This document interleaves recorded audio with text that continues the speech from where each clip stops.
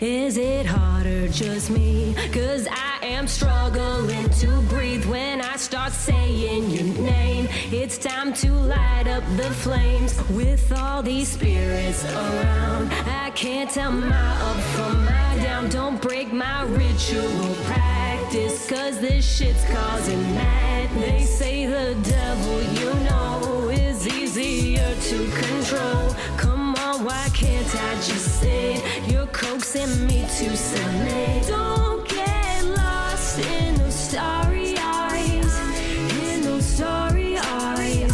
It will become my demise. Can't I prioritize? Lost in those starry eyes. All right, welcome to episode 5 of Harbor City Local TV. Today with us we have Derek Gores, local artist and producer of the Dreamland Mini-Golf experience in the Eau Gallie Arts District. And also with us is Director of Operations of Dreamland, Rachel.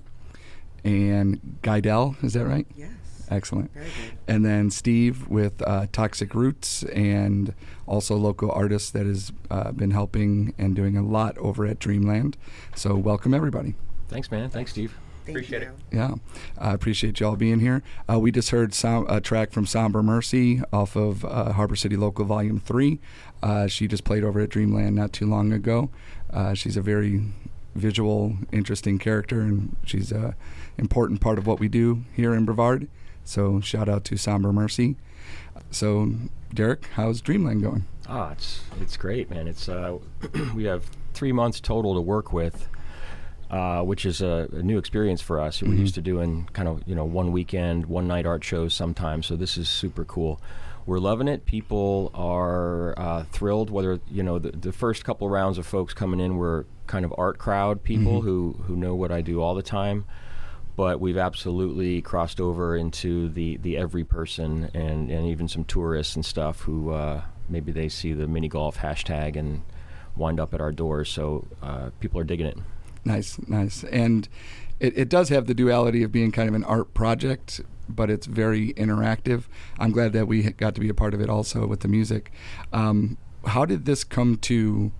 Where did this come from? I mean, hey, I want to do mini golf, Sure. Well, let's see. Part of it is just the opportunity of the space. The Fusner closed, long tail there, but now we have a new opportunity where there's going to be a hotel there. And in that interim, while we wait for Larry Jarnes to get his permits and bulldozers lined up, all that, he reached out. And I've gotten to know him, and he's saying what could happen for the arts community in this time. And first I did not raise my hand, but then eventually I thought about how we could arrange a group of people to pull something off, and I told Larry, here's something we could do. I saw mini golf has been done by odd groups of people in many places. I saw a variation of this in London, actually, that was in just an empty storefront, a single empty small storefront. And I thought, I'm always looking for things that bring in as many people as possible in terms of just the collaborators. In order to do this, we needed a lot of people because we pulled it off. I think we daydreamed behind the scenes for maybe 3 weeks concentrated, and then the installation was less than 3 weeks. We kept it simple. We purposely gave ourselves the time constraint and the shoestring budget constraint of that produced this kind of creativity. It's like 90% recycled materials. A lot of Facebook posts about, hey, who's got box springs and Christmas trees and weird objects that I knew we could become the raw materials, even though at that time we kind of reverse engineer it. We waited to see what materials we could get, and then we figure out what the place would look like, which I thoroughly enjoy that process. And that's, when you say that sounds smart to me. I mean, that's, to someone that's looking at it going, man, how did they accomplish all this? And you're like, well, we got the material, and then we decided how to accomplish it. That's an art brain that I don't really have, I guess. Same.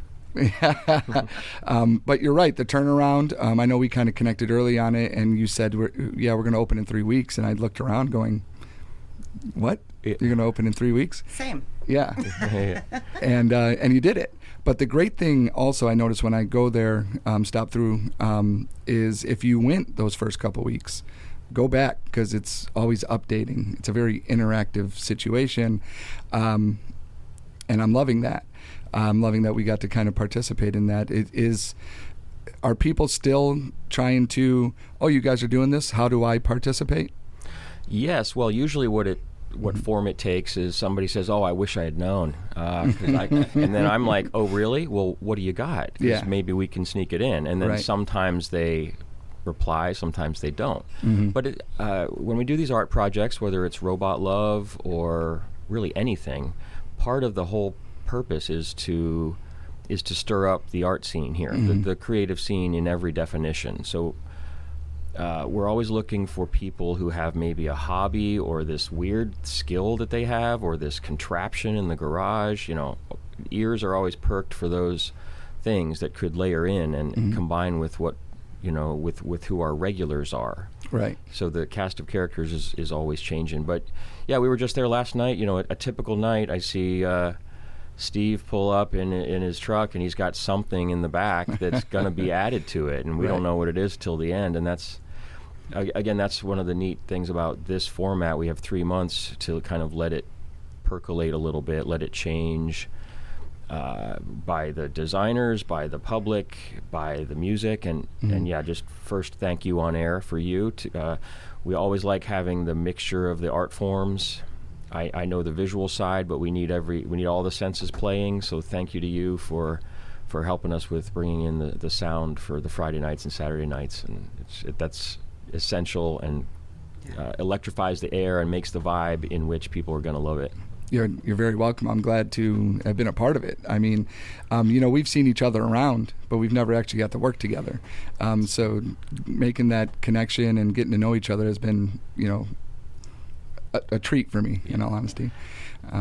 Same, buddy. Same. I love that you clearly you love music and you want to hear the next music. So you're making sure that these kids can make the next music, and that's huge. So we click on that. We want to support your next thing and help those kids make the next music.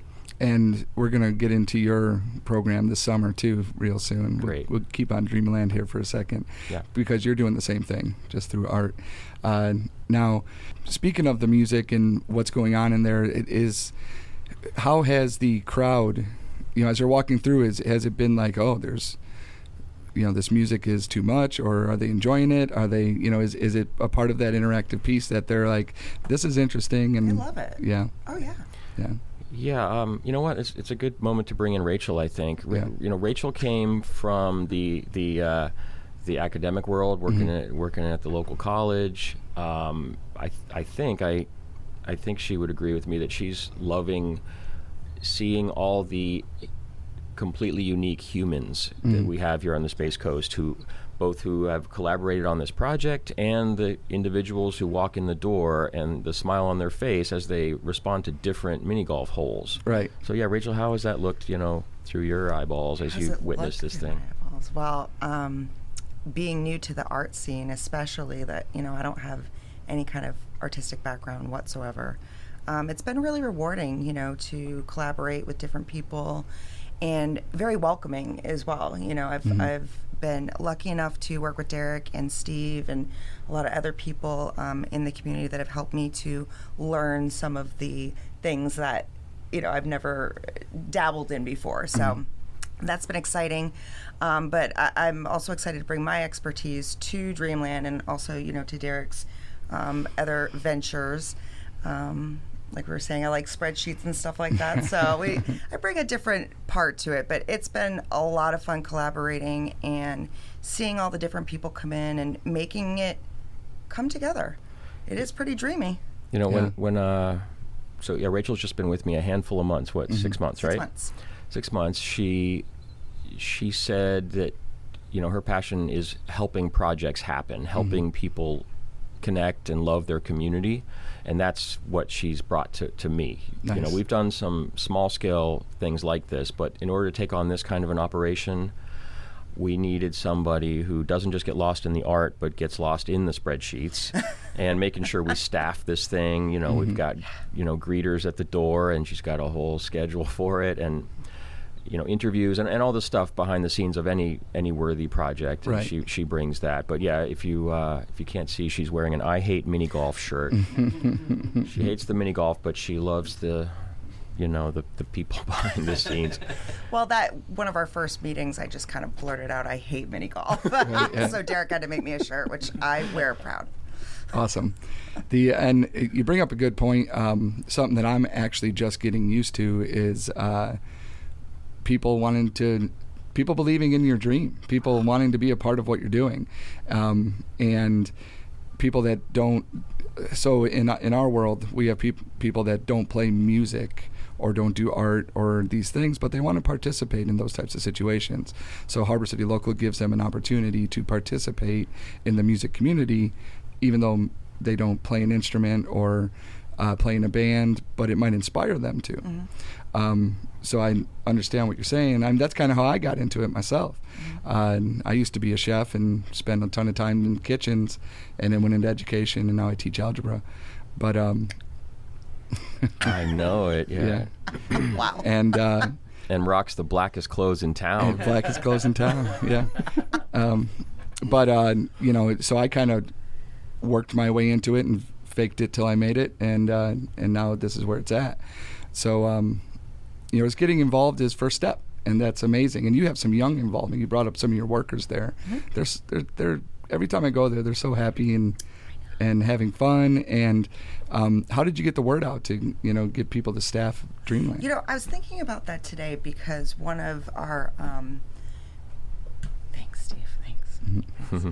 One of our collaborators and artists, Sarah Peck, has just been such a great help to me. And I was thinking about how lucky I was to get such a great staff to start with. It was a little easier than normally it is to staff because so many people wanted to be a part of it. Right. And they are all so different, but we're working together and it's working out. So, you know, you've got the normal things, you know, people out sick, things like that. But other than that, it's just, everybody's been great. Yeah. Texting you at 11:30 in the night. That was your daughter. I know. That was Yeah. You know, kind of to answer your question more directly there, Steve, though, we, you know, how do we get the word out? We've got a network of whether it's the actual artists or the family layers, you know, some of the siblings or kids of some of the artists. I mean, my two older daughters are working the show.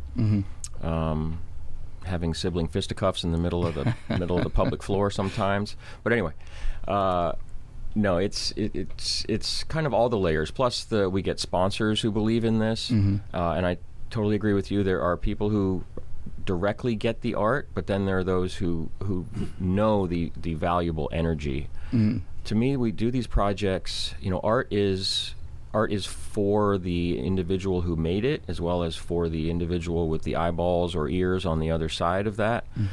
But it's also, art is a language that crosses divisions. You know, it speaks things that words cannot. So we create an environment where we can really honor and learn about ourselves and our whole community. So it's a rich, tactile kind of a thing. I also realized recently that mini golf, even just the standard version of it, is STEAM. It's like the original STEAM stuff.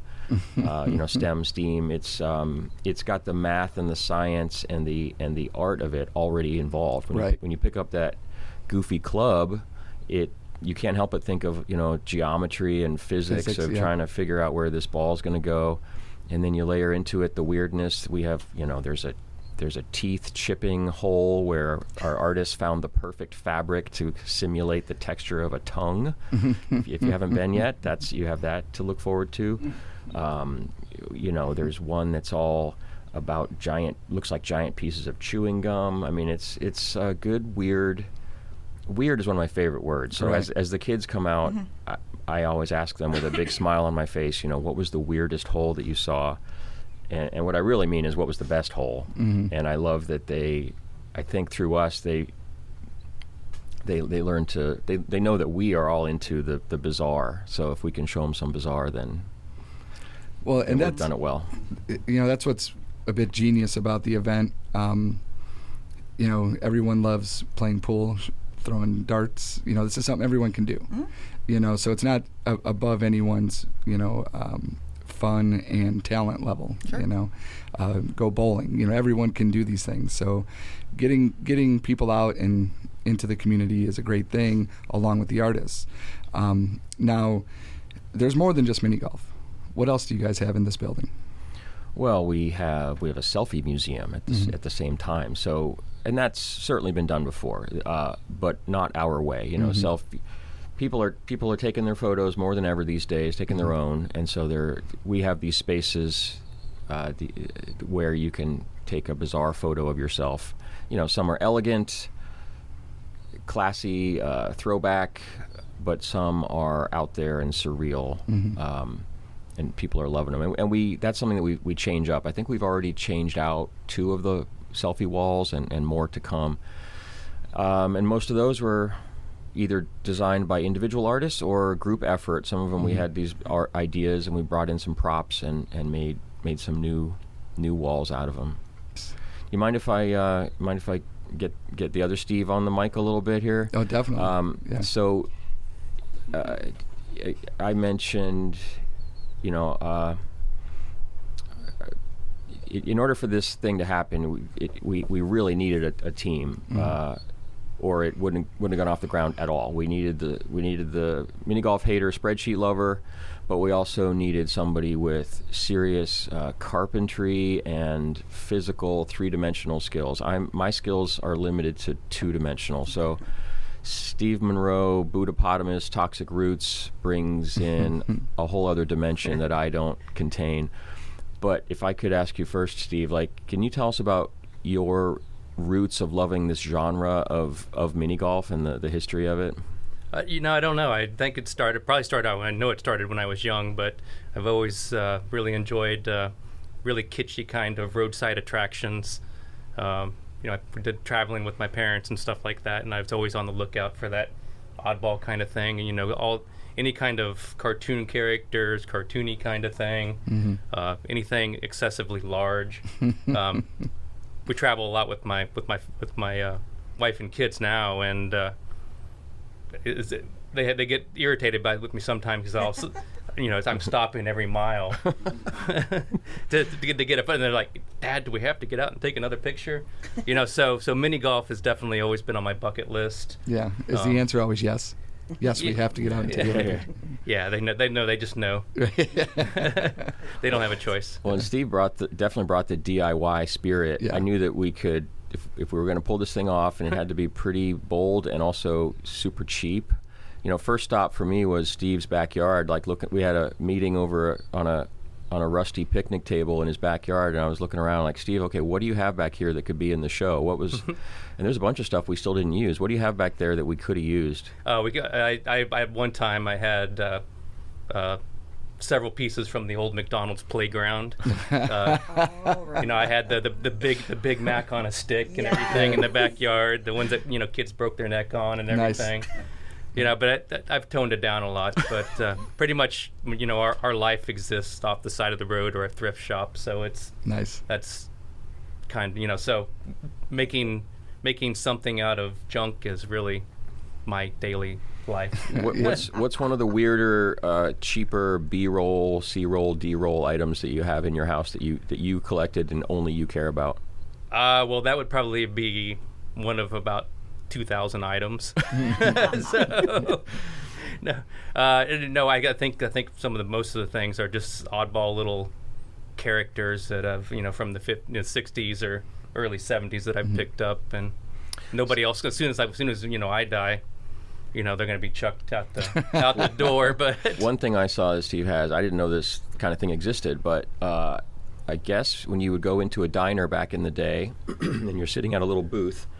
There's a there's like this little rotating ad thing that it scrolls through the different sponsors for that diner, and I had not seen this thing. Yeah, it was they're called action ad clocks, and it's a neon neon, framed in neon, and it's got a clock on one side, and the other side has rotating ads. And I grew up with these going to my grandparents' house. They were in all the local areas. And then I actually had the opportunity to buy that business out, like 40 years later. So so I bought them all and sold them all, and I kept buying them and reselling them. And Cool. Yeah, I mean, every time I go to Dreamland, you're there. It's like you're home away from home, I guess.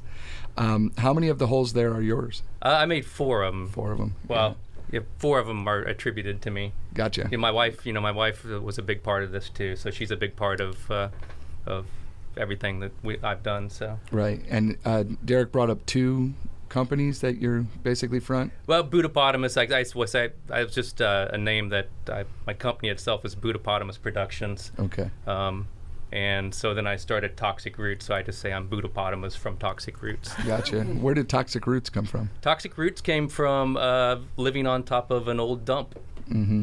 Yeah, so we actually are trashy kind of people. Yeah, his backyard there in North Satellite Beach. You can dig and find stuff. You don't have to dig. When it rains, the stuff just floats to the surface. Wow. When a heavy rain, we'll just go around and we'll pick up all the glass and metal that floats to the surface. Wow. Wow. Yeah, when someone was telling me about that story, I was, it's weird to think the imagery you're bringing to it, because it seems like kind of a sad story, but the imagery and everything that you're putting out there is amazing. I mean, it's fun, and it's taking a situation that most people would see negatively and making something out of it. Getting awareness a bit, but at the same time art out of it. Correct. Yeah. There's too much fighting about it, so let's just have a little fun with it, and we can't do anything about it. Yeah. Yeah. And you're hitting up some pop-ups now and. I am, yeah. I'm just amazed that people will buy my stuff and my wife's stuff.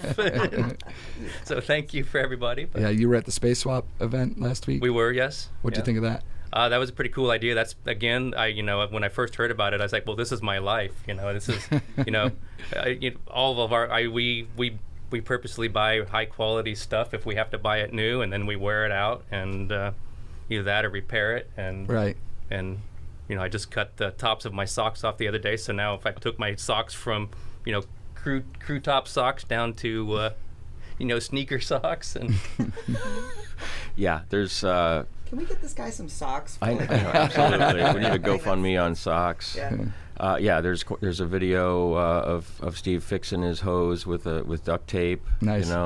He makes do. He makes do. Yeah. Yeah. So here's the way that I've been with Derek we started working together at the last Robot Love, and so the way it kind of works is Derek will approach me with an idea, and I say okay, and then I spend the next 2 or 3 nights not sleeping, thinking about how we're going to do it, and then he'll come back to me and he'll say, oh, we need it done in like 2 days. Nice. Yep. And then it happens. So. And then it happens. Yeah. So when we first heard about this, my wife and I, we hooked up the trailer on the truck and head up to Cocoa Beach to find what we could find on the side of the road, and that's where a lot of the stuff came from. Well, and I think when I said the words mini golf, Steve, at the end of that little meeting, quiet meeting of possibilities, Steve got as close to my face as he's ever been to say, I love this idea. I am all in.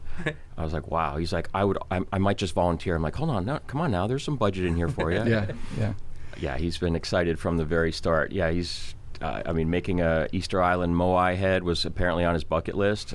Who else has that on their bucket list? I was actually just to bring that up because that is one of the best images, through marketing for the whole thing. Is that? Well, that, and I have to throw in you put the background of Sarah Peck's spider hole. That's just that's an amazing shot. Right. Yeah. That truly is. Yeah, and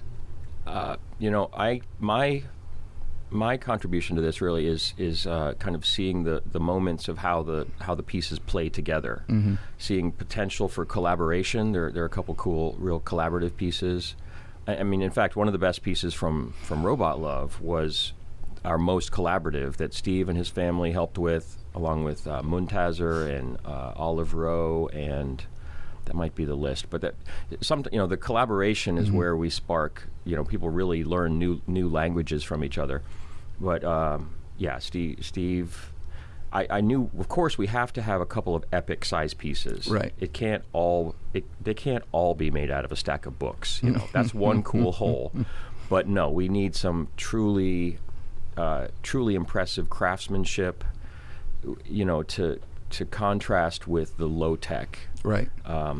That's what I enjoy playing with is the possibilities, and throwing bait out there and having some invitations for people to do their best stuff, and then like looking for those sight lines of what people are going to experience in this certain order. So yeah, that Easter Island head with Sarah Peck's gorgeous, spray painted, atmospheric spider web is just a key moment for sure. And it's all in a blacklight room. Yeah, that's right. I mean, that's all pretty interesting. And Steve was the infrastructure. Like before we could even press go, like that we could do this, we had to be like, well, first I had to say to Larry Jarnes, okay, Larry, I have one question for you.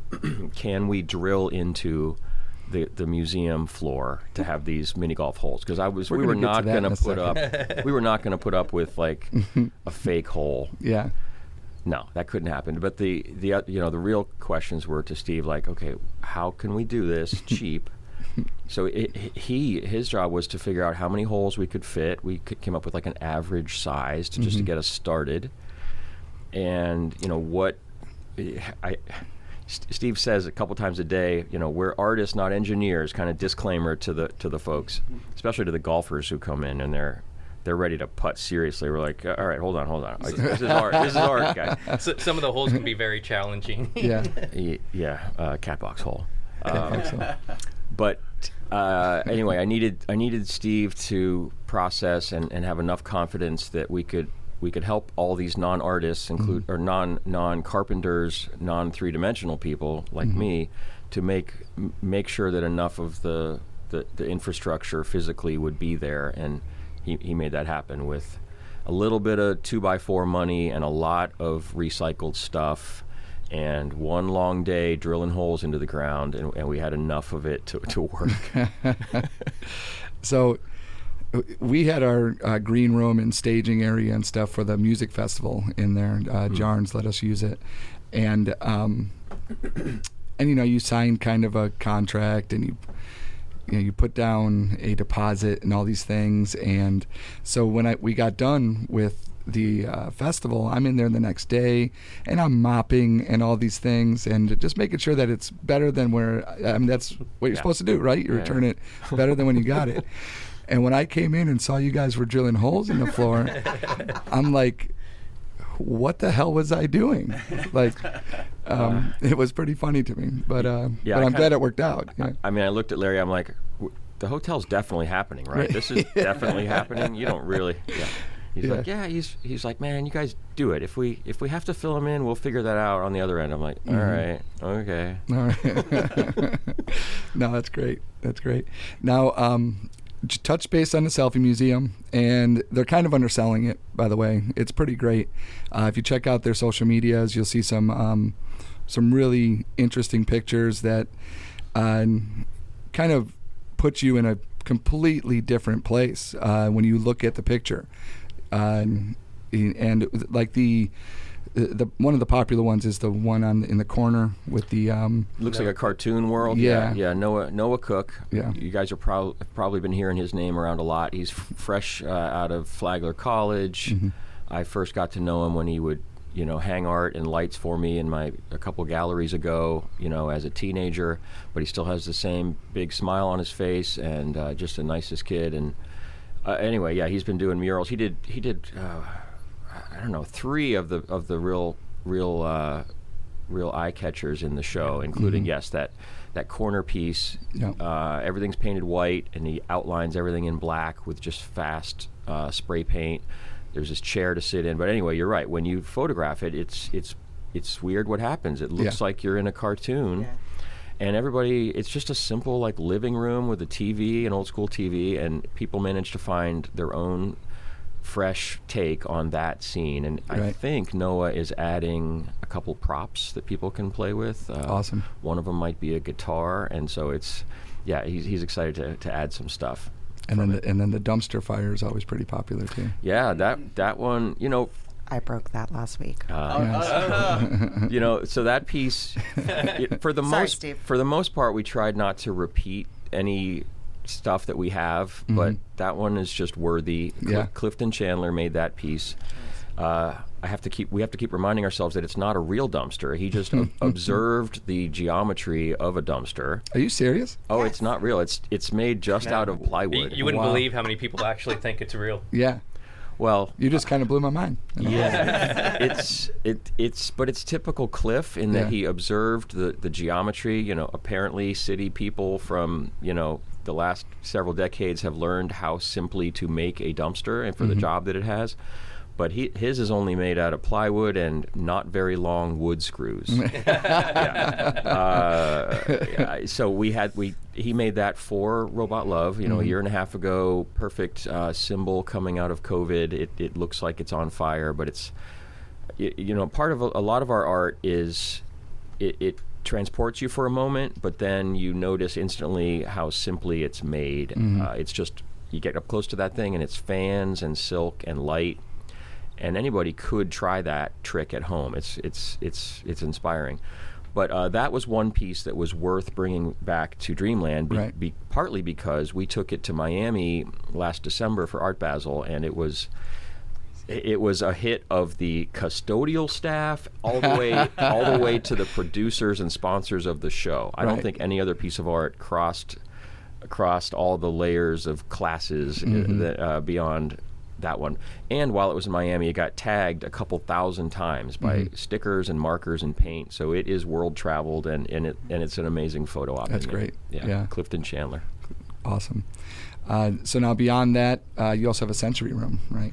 Yeah, that one, Joshua Rogers of Illuminated Paths, just another one of our folks who he brings a passion for analog video and audio.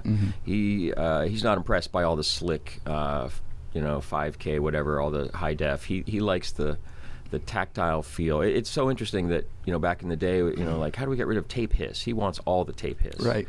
And that it's interesting now to think that the little speckle of static on a visual, it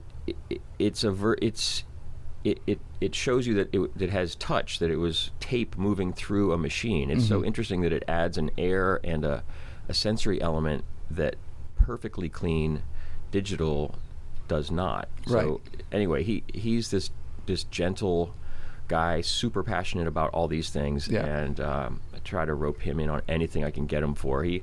But he's in high demand. Every week he borrows his own equipment to take it to a road trip to Jacksonville, where the venue changed at the last minute. We're all doing our hustle with our passion, but he lets us borrow the equipment for our days, and it's another one that's really open. Like it's hard to describe. It's hard to say what it is you're looking at, but because of that, you experience it, and it's like fireflies, and little girls do their own impromptu dance parties in there, and it's that cool. And anyone can go in there and have an experience. Yeah. But one of the things, a friend of mine, Rachel Gray, she is autistic, and she went in there and said that it just leveled her out. And that was something I was not expecting. It was, again, inspirational, and just, here's a room with just a bunch of nonsense going on, to most people, but it's not nonsense to her. That's awesome. And it just made me kind of view what was going on there in a completely different way. And respect it in a different way. That is cool.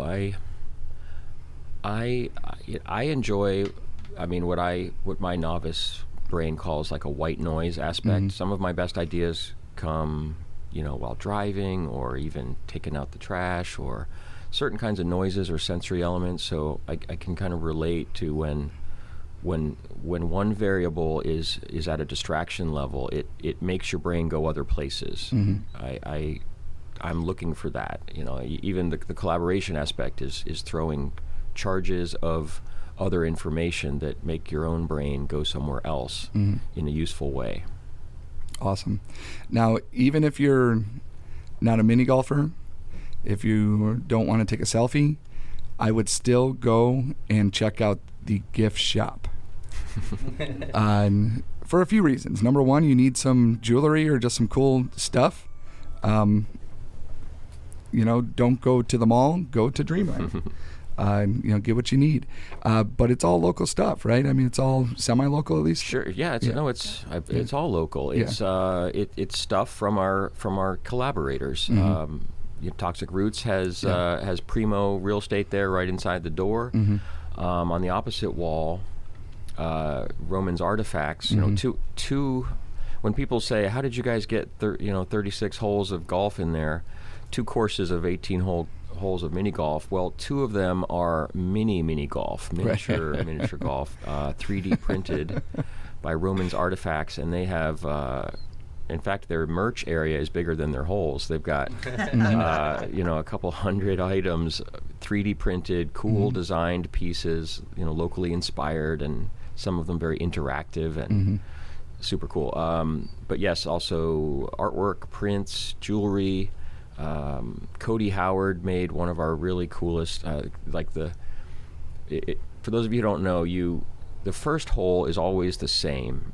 It's very ordinary, very green AstroTurf, like you might expect. But at the second hole is when things get weird, and you have to choose your course. You go either into the light or into the night, where we start playing with the idea of dreams and dreamland and all the meanings.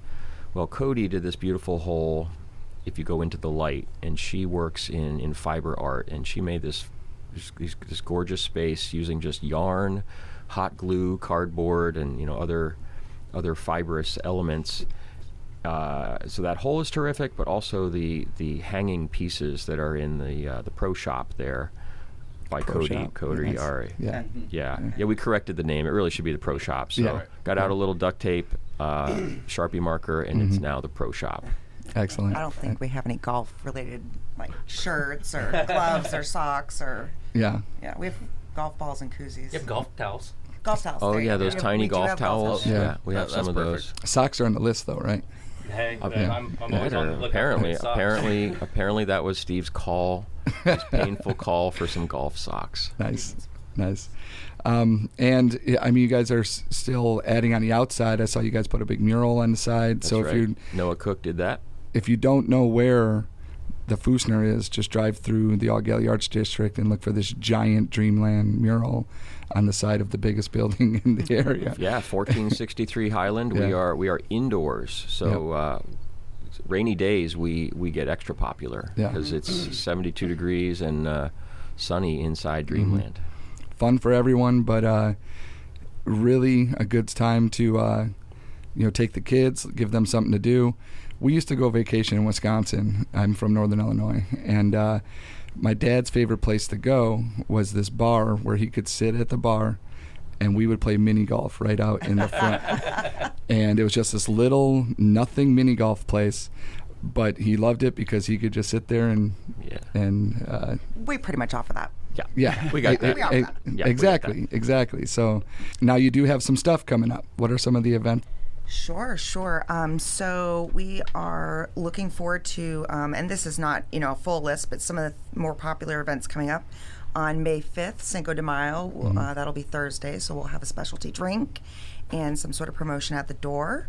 Sunday, May 8th is Mother's Day, so moms get in for free and get a free drink at our bar, our Dreamland bar. Saturday, May 21st, we'll be doing a collaboration with the City of Melbourne in the park there for a food truck event. Awesome. So, Yeah, we're calling that Golf and Grub, right? Golf and Grub. I think we decided, Golf and Grub, yeah. The other idea was Whole Foods with an H. Isn't that good? That's great. But that didn't get past legal. Yeah. Oh, no. And then we also have what I'm really looking forward to is Saturday, June 4th. We're going to put together a Meet the Artist event. That's cool. And collaborating with Intercoastal. So Steve gets to make another golf Sarah. hole. And Sarah. Sarah. And Sarah. We'll be making another golf hole that will be placed at Intracoastal, hopefully. Oh, wow. Yeah, so hopefully that'll be about 2 weeks before, the event starts, Yeah. to kind of get the hype up a little bit. I always thought that third lot next to Intracoastal should be a family zone or something, should be a mini golf. Again, going just back to my dad getting drunk watching us. There you go. Yeah. And we also, so we'll be adding more events on our Facebook page. We do have a Facebook page and an Instagram account. But also we offer, events. So if anybody is looking to do an event at Dreamland, you can go on our website and just submit the form. That'll come to me and we can reach out. But we've got birthday parties, graduation parties, corporate events, customer appreciation events. I actually just booked 2 field trips. So for some summer camps. So, we're really excited to be utilizing the space, and people are excited to come to us. So we give the people what they want. Yeah, I think mini golf and art take you back to that childlike place, where it just makes for great conversation. So people have fun. You kind of razz each other. You try trick shots. How come that ball didn't go in? It's hanging on the corner. If I stomp the ground, is it going to fall in? All these things. It just makes for good fun with a group, whether it's your family or team building. We've got a number of local professionals who are, even 321 Millennials came in last week and they did a thing. It's fun how it lets you bond. I mean, honestly, it lets you connect with people in a way, just because of the silliness and the kind of child humor aspect of it. Right. Even if you don't like mini golf. Look at that! You guys see how right here on this show she's letting us know I love it. she hates it less than she used to hate it. I do actually. It's because I'm good at it. You got to put June 11th on there for Punk in the Park, too. That's right. Yeah. June 11th, Punk in the Park. Yeah, boy, what's that going to look like? Can we get some punk on the stage? What's that going to look like for us? Inside? I'm sure we could figure that out. No, we could definitely figure that out. That sounds cool. Yeah. I feel like all the photos of Punk in the Park need to be black and white with some red enhancement or something. Exactly. Yeah. Exactly. I want to help with that. Okay. Now, Dreamland's right now, but I mean, you've been around here doing stuff for a long time. Some people that might not know Derek Gores, I don't know where you've been, but some people might not. And how many of those Robot Love events have you done? Robot Love we've done 5 times. The first one back in 2009, then 2010, then 2015, 2017, 2021. So that's an example of our most collaborative visual art plus visual art mashup with music, etc. And that's one of those events that you said is kind of more like a weekend type thing. Yeah, I think 3 of them were one weekend shows. One was a 1 week show, and then the most recent one it was just about the last official event at the Fusner, and that one was 6 weeks. Yeah, and we learned different things. They've got a legend to them. The robots put on a pretty good show for the humans, so they can extract the love out of the humans, so they can be powered for the. We got to play the opening. That's right. In the band shell, so that was nice. Any perhaps another one coming in the future, or is that just kind of when the itch comes up? We always say we do that one as needed. Yeah. I don't picture it for 2022. Rachel wouldn't yeah, absolutely. He's waiting for me to the spreadsheet ends. Apparently spreadsheets have ends. I didn't know that. Yeah. There's no more tabs allowed. But it'll happen again. But what we have next that we've just kicked off is summer camp for the kids. Create Your World Summer Camp. So we've high five, guys. We got the spreadsheets and the registration forms up for a 7-week art camp for kids in the spirit of what they used to do at the Fusner. Yeah. Great people who made that happen and were very kind to us. This is our 2nd year doing it, but they shared with us what was special and the methodology behind what worked for the Fusner, and I wanted to carry on that spirit for the Arts District. And also we've added our radically inclusive approach as well. In just a variety of teachers and artists and projects, guest artists and everything. Right. Actually, we didn't get Steve. We didn't get Steve in it on last year. All right, we're going to need some stuff. And we need it in 2 days, Steve. Yeah. I'll be out of state. Oh, nice. All right, we'll Skype you I'm in. sick that day. Yeah. And you just put out an ad today for anyone that wants to teach, right? That's right. Yeah, it's got all the layers of what we need. We posted the 7 weeks and their 7 themes and kind of a media focus for each of those. Our vibe. It's called Create Your World, and my the where that name came from is it occurred to me. I don't know where. Having kids, you notice things as they learn and as they experience art. But anyway, I'm aware that at a young age, everybody's an artist. Under 10 years old, who here likes to dance, sing, run, play? Every kid. So somehow that gets squished out after age 10, and then especially into adulthood. So a passion for me is inviting people back into art, or keeping it more open at the younger ages, so that more people hold on to it and realize there are so many people, so many ways to make art. Sometimes I think of it, I like people to look at their own hands and be like, what can these hands make? What do your hands make that no other hands in the room can make? And that kind of idea. Where was I going? I don't know. We got a great 7-week camp that is Create Your World, because this is what I was going to say. When kids can create their world on a humble blank piece of paper, then they can take the leap to improve their own world out here in the real world, And as a high school teacher, at some point for me, my biggest struggle is when students lose the idea of owning their own education. When it's turned over to the powers that be, basically, and the standardized ways of doing things, and building up the idea of ownership, because that's what you're talking about, bringing it to their own world, is a very important lesson in education. Now, where are you doing this at? We're holding it at the Highland Avenue Fellowship, just down the street, 1519. I'm totally guessing on the address, but a few next block. The other giant building. The other giant building. Yeah. Basically, if there's a giant building, we're trying to mess it up with some art. Yeah. Next day. You're right. It's inside Highland Avenue Fellowship. They've got this, to my eyes, beautiful old building with these great old traditional classrooms. So we take those over for summer camp. They used to have school there back, a few decades ago, but we use it for summer camp. I really love what you just said, Steve, about owning your own. Not what you said. I'll just Steve and Steve, HCL Steve. Owning your own education. To me, part of that is making sure that kids hear from a variety of voices. 100%.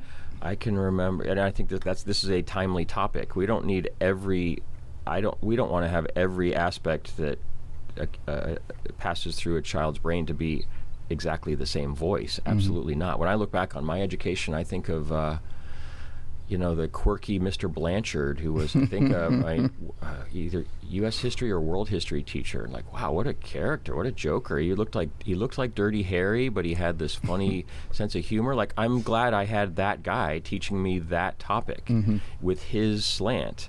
And then I had a different slant the next year. Right. You need that variety so that each of us can find our own slant. If there's no slant to anything, we all become the robots, and not in a good way. And when does that start? Summer camp, let's see, something like June, early June. 7th. June 7th. Yeah, so it's 7 weeks long. We take a break off for 4th of July week, but 7 weeks of awesome camp. There's some... right. Okay. Rachel specifically gets the week off. It was for you. It was designed for you. Yeah. But you can work remotely. Oh, yeah. Yeah, we did a great job last year. It's going to be even better this time. But yeah, we have you can camp for all day or half days, morning or afternoon. We've added in a camp enrichment for after camp. So for those parents who can't get there at 4 p.m. to pick up their young artist, then now we have an enrichment aspect to hopefully make it easier for more kids. And we're going to have some scholarships, so that all worthy kids who want to take this art camp hopefully can do that. So we haven't gotten that out yet, but we will hopefully next week. Recommendations for scholarships, as well as opportunity to sponsor scholarships. We had a number of those last year, and that was really special. People who, even some friends who don't have kids who are going to camp anymore, but they wanted some other kids to be able to go to art camp. Just magical stuff, the way this community keeps the energy flowing. Pay it forward. So we have a music scholarship coming out that we need to be pushing more, working with Wickham Road Music. But I had a meeting not too long ago with Ready for Life. Have you heard of Ready for Life? They basically help kids that are transitioning out of foster care find houses, because they have no family, so a lot of them end up just immediately homeless. But those types of kids and younger, they've lost everything. They have nothing. So we're trying to help get to those younger kids to maybe help them get a musical interest. I think it could be an opportunity to maybe help some of those kids get an artistic interest. I love that. I'll reach out to them and see what we can do, because we'll support that too. Yeah. Sure, and let's layer them in with Dreamland too. Whatever way is most potent and inspiring and healing. Let's definitely follow up on that. Excellent. We had To Write Love on Our Arms here last time, and they're doing a Between the Bells type program where I need to reach out to them again. But a lot of social interaction happens between school bells, and negative things can happen there. So we're trying to work with them on a program for that. So anyone that's interested in helping kids, I like to keep them in the loop of where we're moving here, to try to at least network that out. Just making some notes as they come to my head. No, we definitely want to be a part of it, so thank you. Yeah. Excellent. Now, just a little story indirectly. You are really a big part of why HCL, and especially the music festival, exists. And you might not know that. I didn't, but do tell. Is there a song about it? So I'm at the Robot Love at the Adventure HQ. Right. So that would be 2017. Okay. Yeah. And I'm standing in a circle with Beebs and Rob from Traditionals and Cold Side, and I think Ryan Spear. And we had just got done playing the DeLand Original Music Festival with my band. And, everyone's there as a musician. And talking just about how great the day is and how there's all these artists and local musicians, and it's just a great day, and how we need to have more of a original music festival, an original situation.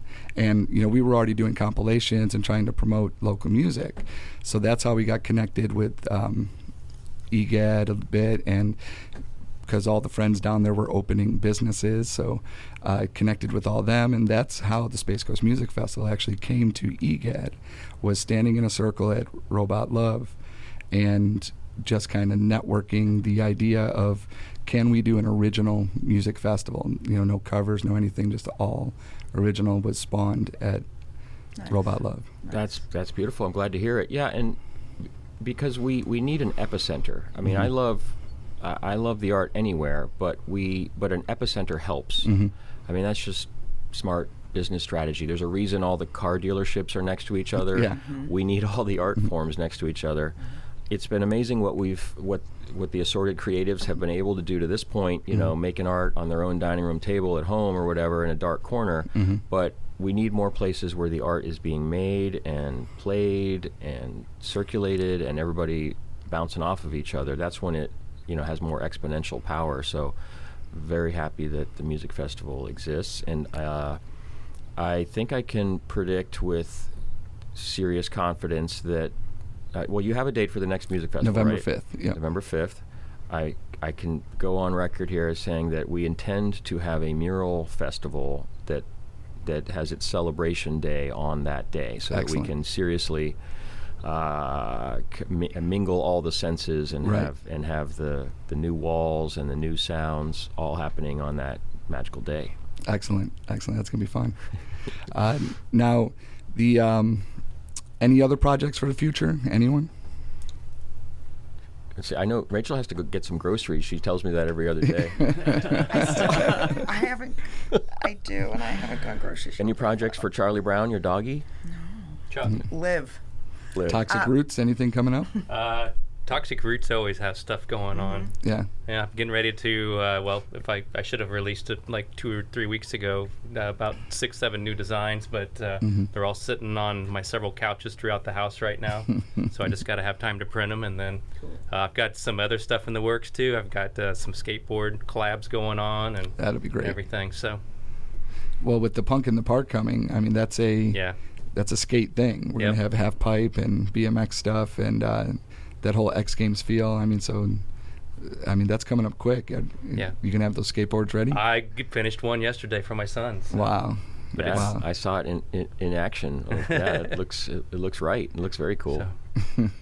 And these are just blanks that you're making? Yeah, well, actually, I hooked up with a guy in the neighborhood who's actually shaping his own boards. Fun. So we'll do both. We'll do some blanks and some of his hand shaped ones. So. Oh, cool. Very cool. Very cool.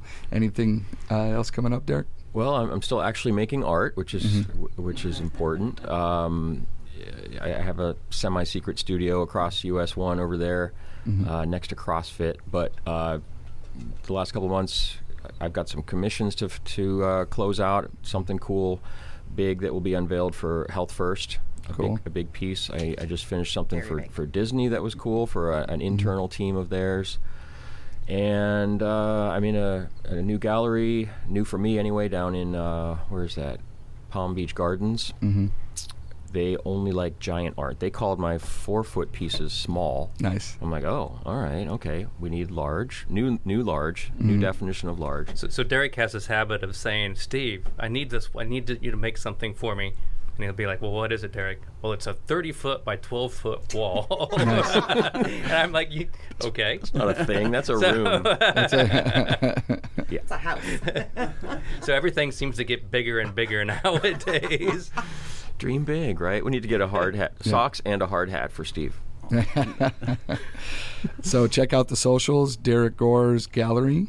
Yeah, there's Derek Gores. That's kind of my artwork. Derek Gores Gallery I use to kind of include local scene elements or shows that involve other people than me. And then certainly Dreamland Mini-Golf on Instagram and Facebook for sure. Create Your World Art Camp has its own stuff now too. We're getting more real, more dedicated, more Googleable and all that. Yeah. It's nice. Yeah, for this, more spreadsheet friendly and everything. Excellent. And then Toxic Roots. Yep, My Toxic Roots on social media, toxicroots.com. And then what's Charlie's? Downtown Charlie Brown, 2007. Yeah. Does anybody know who that name's after on MTV? Downtown Julie Brown. There you go. So, okay, I'll tell another story. So we're writing a song, and it's in the key of D, and we didn't know what to call it. So we had D up on the board, and then someone wrote Downtown, and then it was Downtown Julie Brown, and now it was like DJB on our album. We actually called it Downtown Julie Brown. That's funny. Excellent. Hey, Steve, can I ask you? Can you give us an anecdote about your car? I like watching your car pull up, always symmetrical to the door of Dreamland. Look out the door. Is it a Lincoln? It's a Lincoln Town Car, Very good. 2001, I think. Brilliant. I'm usually hauling a trailer with it, which people like to take pictures because they think it's hilarious that it's a Lincoln Town Car. And what's up with the trunk? The actuator that pulls it down automatic, because it latches and then it's supposed to pull down. The actuator broke. I need to fix that. It's a 2001 Lincoln Town Car. You could fix it, or we could make some stuff poking out of the sides. I don't. Whether it's like it could be amp cords or something. Right. Hey, he's a busy man with music business to do. I'm at this this part with my car right now of at what point do I start fixing things and at what point do I just run it into the ground? Well, my dad loved big cars. He had the Lincoln, and I got pulled over as a teenager because the automatic headlight thing was not turning off, so I was blinding people, and I got a ticket for that. I thought when I explained that surely I was getting out of the ticket. No, I got the ticket. Yeah. Yeah. So yeah, the Lincoln is becoming a story around town, which is kind of interesting. Yeah, but you should check out what's in his garage. That's even better. So. Yeah? What's in the garage? 75 Monte Carlo. Oh, fun. Wow. Yeah, just needs a little bit of attention, but it'll be on the road this year. Okay. And my '88 Harley Davidson. But, Nice. Yeah. Nice. Some stories there. Yeah. Love it. Yeah. It's a good time at the Spencer household. Yeah. So we're going to finish up here. Again, want to thank Derek, Steve, and Rachel for coming out today. Check out the Harbor City socials, Facebook and Instagram. Also, give the Punk in the Park Instagram a like. Got a lot of great information coming out there. We're making band announcements. If you missed it, we have historic, amazing punk legends TSOL headlining our Punk in the Park this year. We're going to be bringing out the Goat Ramp Half Pipe with some professional skaters doing some tricks. BMX Trick Stars is looking to come out and do some BMX tricks. Food trucks, vendors. It's going to be a great day, June 11th. And then just stay tuned for a lot of other Harbor City events coming up. And again, while we do promote a lot of entertainment and art and music as necessary to our culture, a lot of what we do goes towards education. And so we are working on scholarship programs and connecting with the community in a lot of different ways. You can hit up our Square site if you want to donate, or if you have an instrument that you're not using anymore, hit us up and we'll try to get it into the hands of a kiddo that can't afford it. If you want partnerships or sponsorships for any of our events, hit us up. And again, Punk in the Park coming up, where you still have some room for vendors and sponsors. But for Harbor City Local, Derek Gores, Dreamland, Toxic Roots, and Space Coast Podcast. We'll see you next time. And we're going to take you out here with a little Paging Mr. Herman. You're filled with all that hate, not great. And how does it feel that this became your fate today? The anger you hold will only bring you down. I learned to let it go and I'm feeling so much better now. All this emotion is nothing to write home